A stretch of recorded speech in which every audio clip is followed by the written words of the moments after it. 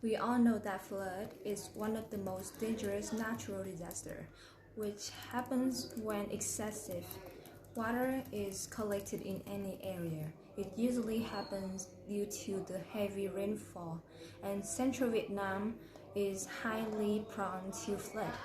The people living here have to suffer from lots of difficulties and loss because the supply of food and goods also gets limited during the floods.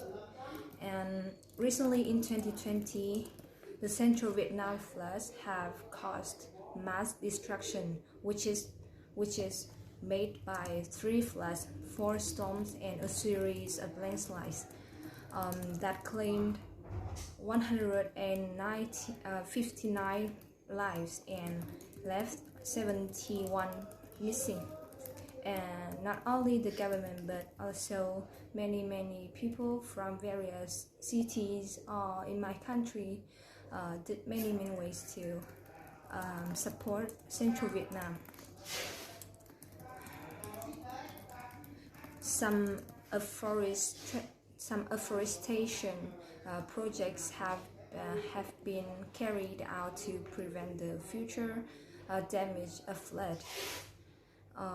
Trees absorb and store rainwater, which reduce runoff and sediment deposit after storms. Further, to prevent and fight against the tropical storms before it takes place, we must make preventive methods, prevent adequate tools and food and other necessities. If you live in that area, we should plant trees, protect the environment, and many other practical things. I hope in the future the consequences of flood will be less and less.